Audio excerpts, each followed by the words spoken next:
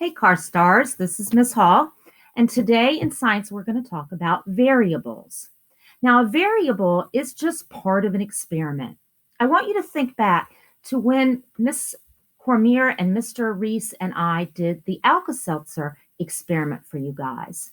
Some of the variables in that would have been the Alka-Seltzer tablets, the cups that we used, the amount of water that we used, the hot water and the cold water, the timer that we used, the graduated cylinder, all of those are variables in our experiment.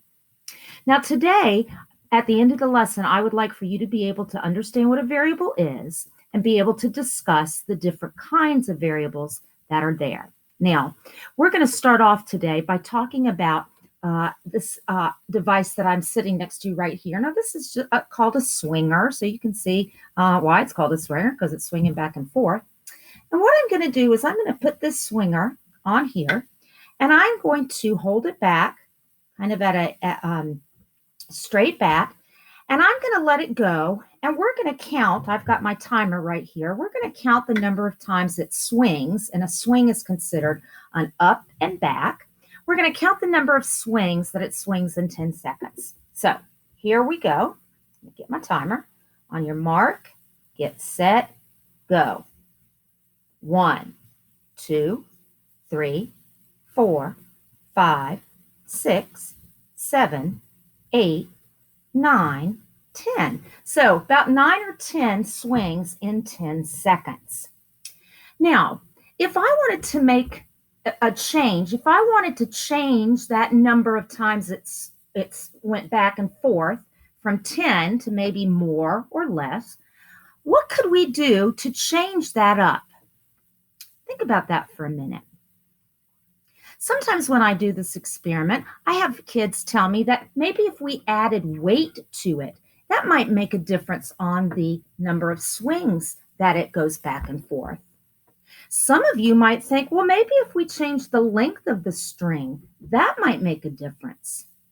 Some of you might think, well, maybe if instead of holding it straight back like I did, maybe if I hold it up a little higher, maybe that might make a difference. So I'm going to change the string length, and I'm going to make it shorter. And I'm going to add some weight. I'm going to add a penny onto it. And then I'm going to hold it at a little bit of a higher level. So I'm going to go ahead and, again, 10 seconds, and I'm going to count the number of swings. On your mark, get set, go. 1, 2, 3, 4, 5, 6, 7, 8, 9, 10, 11, 12, 13, 14, 15, 16. Oh, 16. So I was able to change the number of swings. Now, what made the difference? What made the difference in the number of times it went back and forth? Was it the length of the string that made a difference? Was it the weight that made a difference? Was it how I held it? Well, we don't know because we changed 3 things at a time. So when you're doing an experiment with variables, you can only change one thing at a time, or you really don't know what made the difference. So let's go back and do our swingers, but let's only change one thing at a time.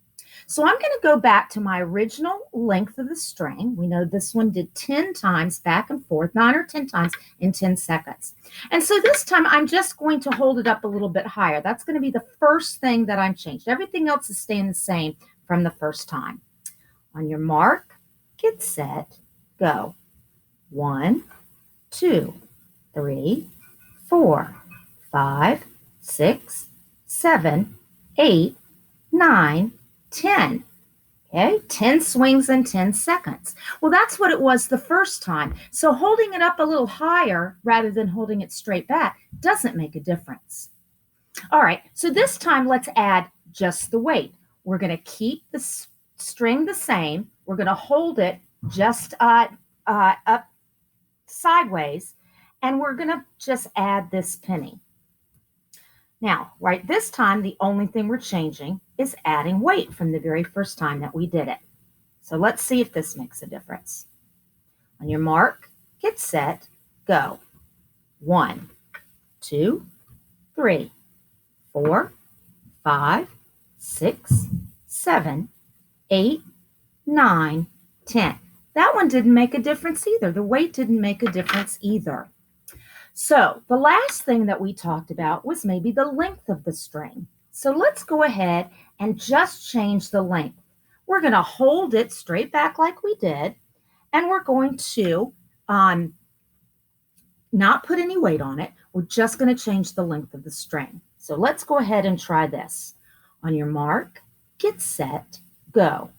1, 2, 3, 4, 5, 6, 7, 8, 9, 10, 11, 12, 13, 14, 15, 16, 17.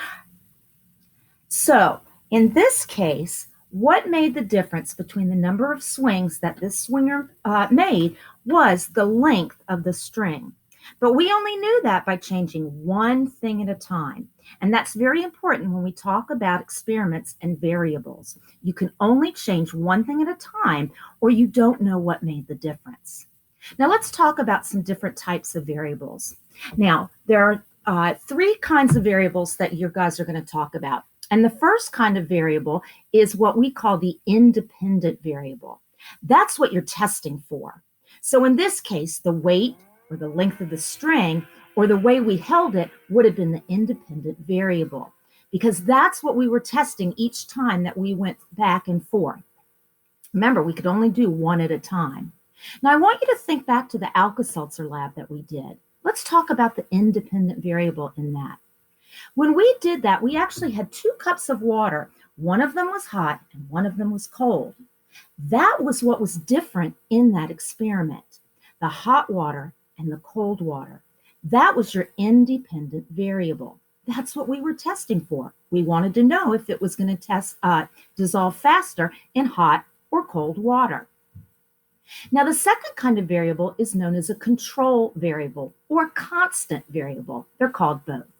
And these are all the things that we keep the same to make the test fair. We control them. So if we think back to that Alka-Seltzer lab, let's think about some of the things that we kept the same. Well, we kept the cups that we used the same.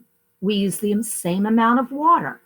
We used the same type of Alka-Seltzer tablet, the same brand, the same size. So all of those were what we consider control variables. We kept them the same to make it fair. The last type of variable is known as a dependent variable. And the dependent variable is just the data, the results, what happened, the outcome. So in this swinger experiment, how many swings it took back and forth, that would have been the dependent variable. In the Alka-Seltzer lab, the time that it took for the Alka-Seltzer tablets to dissolve in the hot water and the cold water would have been your data, your outcome, your dependent variable. So today, what you should be thinking about is, what is a variable? Is something you have going on in an experiment, materials, the procedure, they're all variables. And the 3 kinds of variables that we talked about today are the independent variable. There's only one, you can only do one at a time, and that's what you're testing for. The control variables are the variables that we keep the same to make it a fair test. And the dependent variable, which is just the data or outcome of the experiment. Thanks. See you next time.